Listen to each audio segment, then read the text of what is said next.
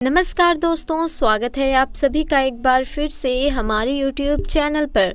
प्यारे दोस्तों, आज हम आपको एक ऐसी सच्ची घटना बताने जा रहे हैं जो कि बिहार के दरभंगा के एक गांव में घटी, जो कि जंगल के बिल्कुल करीब बसा हुआ है। इसी गांव में राजू और शामू नाम के दो व्यक्ति रहते थे। दोनों के बीच काफ़ी अच्छी दोस्ती थी और दिन के समय दोनों ही बकरियों को चराने के लिए जंगल में जाया करते थे। उसी जंगल में एक इच्छाधारी नागिन अपने नाग के साथ रहती थी और अपनी नागमणि की रखवाली करती थी। एक बार शामू की एक बकरी घने जंगल में चली गई तो शामू ने राजू से कहा कि तुम आज मेरी बाकी बकरियों को लेकर घर वापस चले जाओ और मैं अपनी इस बकरी को जंगल के अंदर से ढूंढ कर लाता हूँ, जो शायद जंगल में थोड़ा अंदर चली गई है। उधर नागिन भी अपना भेष बदल कर तथा मनुष्य रूप धारण कर नाग को नागमणि की रखवाली के लिए छोड़कर गांव के भ्रमण के लिए निकली हुई थी। जब शामू अपनी बकरी को ढूंढते हुए उस गांव में पहुंचा तो पेड़ के नीचे बने बिल में से उसे तेज रोशनी आती दिखाई दी। उसे लगा कि कोई कीमती हीरा या आभूषण उसके नीचे छुपा हुआ है, तो उसने उसी पेड़ की टहनी को तोड़ा और एक बड़ा सा डंडा बना लिया और उस बिल को जोर जोर से मार कर तोड़ने लगा। उस बिल को तोड़ते समय शामू बहुत तेजी से डंडे से वार कर रहा था, जिसमें से दो चोट बिल के अंदर मौजूद नाग पर लग गई और नाग ने उसी समय अपना दम तोड़ दिया। जब शामू ने मरे हुए नाग को देखा और उसके पास तेज चमकती हुई मणि को देखा तो वो समझ गया कि वह चमकती हुई चीज़ कुछ और नहीं बल्कि एक नागमणि है।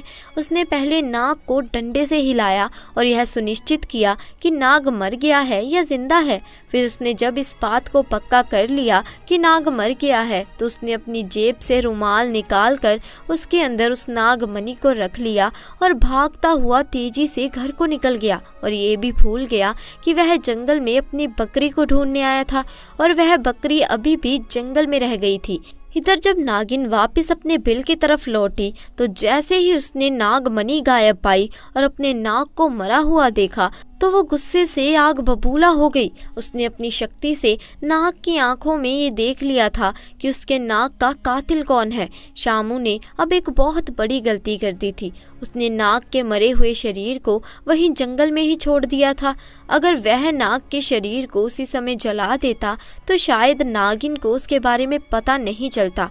उधर शामू बहुत खुश था क्योंकि उसे दुनिया की सबसे शक्तिशाली चीज मिल गई थी, यानी नागमणि मिल चुकी थी। शामू जब घर पहुंचा तो सबसे पहले उसने नागमणि अपने हाथ में पकड़ी, इच्छा जाहिर की कि जंगल में खो गई बकरी उसे वापस मिल जाए। तो चमत्कार ऐसा हुआ कि अगले ही पल वह बकरी उसके दरवाजे के बाहर खड़ी थी। शामू यह सब देखकर बहुत खुश हो गया।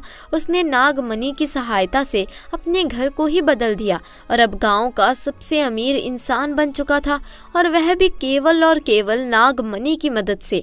अपने नाग की हत्या का बदला लेने के लिए नागिन आग बबूला हुई थी, परंतु वह विवश थी क्योंकि शामू के पास नागमणि थी और वह तब तक शामू को नुकसान नहीं पहुंचा सकती थी जब तक उसके पास वह नागमणि मौजूद थी। दोस्तों, कहते हैं कि इच्छाधारी नागिन बगैर नागमणि के भी कोई भी रूप धारण कर सकती है। अपनी शक्ति का फायदा उठाकर नागिन एक सुंदर कन्या का रूप धारण करती है और शामू किसी काम से दूसरे गांव जा रहा था तो उसके बीच रास्ते में बैठ गई और रोने लगी। जब शामू ने देखा कि एक बहुत ही सुंदर स्त्री रो रही है तो वह तुरंत बैलगाड़ी से नीचे उतरा और उस कन्या से पूछने लगा कि आप क्यों रो रही हो। सुंदर स्त्री के भेष में वही नागिन थी। उसने कहा, मेरा नाम सोनिया है और मैं अपने पति के साथ दूसरे गांव में रहती हूँ, परंतु कल वो एक सुंदर कन्या के साथ शादी करके आ गया और मुझे मार मार कर घर से बाहर निकाल दिया। मैं बेसहारा हूँ, लाचार हूँ। शामू को उस स्त्री पर तरस आ गया और उसकी सुंदरता से शामू बहुत मोहित भी हुआ और उसे अपने घर ले आया। धीरे धीरे नागिन और शामू के बीच में दोस्ती शुरू हो गई और यह दोस्ती इतनी गहरी होती चली गई कि शामू को पता ही नहीं चला कि कब वह स्त्री के प्यार में फंस चुका था। एक दिन शामू और सोनिया यानी वो नागिन दोनों घूमते हुए निकले और एक जगह एकांत पाकर सोनिया ने शामू से पूछा, तुम्हारे गले में ये तेज चमकती हुई चीज क्या है? तो शामू ने बोला, कुछ नहीं, एक साधारण सा आभूषण है, मुझे बहुत अच्छा लगता है, इसीलिए मैं इसे गले में पहनता हूँ। दोस्तों, यह वही आभूषण था जिसे आप नागमणि के नाम से जानते हैं। जब सोनिया बोली कि क्या तुम मुझे यह आभूषण कुछ समय के लिए दे सकते हो, क्योंकि मुझे इसकी चमक बहुत भाती है, मैं इसे पहन कर देखना चाहती हूँ कि आखिर मेरे गले में ये कैसा लगता है। इस पर शामू चिल्लाते हुए बोला, नहीं, मैं तुम्हें ये नहीं दे सकता, इसके बदले तुम कुछ और मांग लो, मैं तुम्हें दे दूंगा। इस पर सोनिया एकदम से गुस्सा होकर बोली, शामू, तुम तो कहते थे कि तुम मुझे बहुत प्यार करते हो, अपनी जान से भी ज्यादा प्यार करते हो, और मैं बस एक तुम्हारे गले का छोटा सा आभूषण ही तो मांग रही हूँ।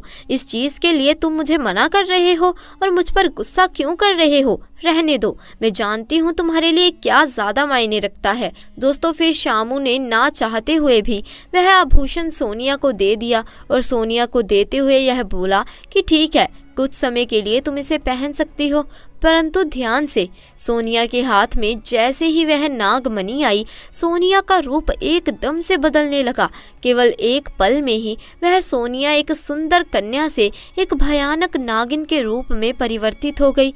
उसका चेहरा बिल्कुल नाग सा हो गया और उसने कई बार श्यामू को डसा और डस डस कर उसे मार दिया। नागिन का इंतकाम पूरा हो चुका था, उसने अपने नाग का बदला ले लिया। दोस्तों, तब से ये नागिन इसी गांव में अपने नाग के लिए 500 साल से आज भी जिंदा है। इसके बाद से वहाँ कुछ ऐसी घटनाएं सुनने में आई हैं जिसे सुनकर हर कोई हैरान है। वहाँ के स्थानीय लोगों का कहना है कि उन्होंने एक नागिन को महादेव की पूजा करते देखा है और इसके बाद अचानक वो नागिन कहीं गायब हो जाती है, किसी को नहीं मालूम। जब इस बारे में गांव के मंदिर के पुजारी से बात की गई तो मंदिर के पुजारी का कहना है कि अपने नाग की मृत्यु के बाद से ही नागिन भयंकर रूप धारण करके अपने नाग को ढूंढ रही है और जिस तरह से पिछले 500 सालों से महादेव की पूजा करती आ रही है, वैसे ही इस बार भी करती है। नागिन इस मंदिर में आती है और भगवान शिव से अपनी प्रार्थना कर बिना किसी को नुकसान पहुंचाए चली जाती है। आज भी लोग कहते हैं कि तकरीबन 500 साल से ये नागिन इस मंदिर में आ रही है। तो दोस्तों, कभी भी एक नागिन के नाग को नहीं मारना चाहिए और साथ ही नागिन की नागमणि तो भूल कर भी नहीं छूनी चाहिए, अन्यथा वो नागिन 7 जन्मों तक उस व्यक्ति का पीछा नहीं छोड़ती। क्योंकि दोस्तों, हर एक इच्छाधारी नागिन के पास उसकी नागमणि जरूर होती है। कहते हैं जब स्वाति नक्षत्र की पहली बारिश होती है तो उसकी पहली बूंद अगर कोबरा सांप के मुंह में चली जाए तो वह सांप अपने मुंह में नागमणि उत्पन्न करता है। जब एक सांप नागमणि पा लेता है तो उसमें कई सारी शक्तियां आ जाती हैं, जैसे कि नाग का मनुष्य रूप धारण करना, मनचाही जगह पर पलक झपकते ही आ जाना, अपना आकार कितना भी बड़ा कर देना और कितना भी छोटा कर लेना, यह सभी शक्तियां उसके पास आ जाती हैं। तो दोस्तों, अगर आपको आज की ये घटना पसंद आई हो तो इसे लाइक करें, शेयर करें और अगर आपने अभी तक हमारे चैनल को सब्सक्राइब नहीं किया तो चैनल को भी जल्दी से जाकर सब्सक्राइब कर लीजिए। जल्द मिलेंगे ऐसी ही नई जानकारी के साथ, तब तक के लिए आपका बहुत बहुत धन्यवाद।